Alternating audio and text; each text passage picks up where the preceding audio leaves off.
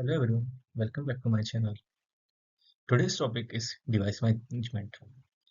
Device management in SAP ISU is all about handling utility device like electricity meter or water meter or gas meters.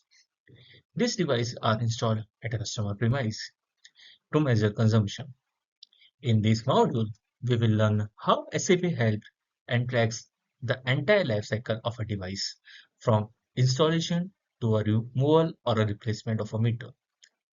In real time, utility company face situation like installing a new meter for a new customer, replacing a faulty device, or removing a meter when a contract ends. SAP ISU Device Management provides standard process and transaction codes to manage all these scenarios.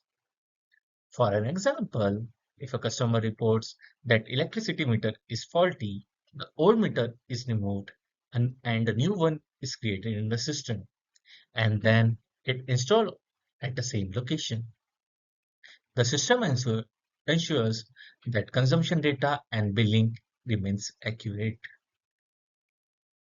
This makes device management one of the most critical parts of the meter to cash process in SAP ISU. In future, I will explain what's the meter to cash process as well. Device management handles the complete life cycle of a utility meters, from procurement and installation to replacement or removal. Example, when a smart meter electricity meter is installed at a customer premise, it's tracked in the SCP ISU under device management. There are some key components of the device management. Device category defines type of electricity meter, gas meter, etc. Device info and records hold technical data like a serial number, capacity, etc. Installation and removal tracks device life cycle. MRU group of meters for reading. Device location where it is installed. Example, flat, house, an industrial site or a construction site, anywhere. In this series, I will just giving you a overview of all the topics. In future, I will cover in depth. Role in business process.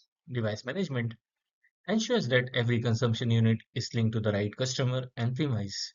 Without device management, billing accuracy will collapse. For example, if a faulty meter is replaced, the new device is recorded and billing continue without the gaps. In future, I will show you how the end-to-end process of the SAP ISU meter to cash works. Let's take some real-time scenario. The customer is there and complained about incorrect billing due to a faulty meter. The utility company removes the faulty meter and installs a new device and updates in the SAP ISU. Consumption and billing now continue with the interaction. Historical data is preserved for the old meter as an audit purpose. A customer can raise a request like, give me my consumption data of last 12 months. So utility company can provide this data. That's all for this session on the device management. In future, I cover all the SAP ISU transaction as well, and we will see in depth how device management works. Thank you for watching video. Stay tuned. Thanks for watching.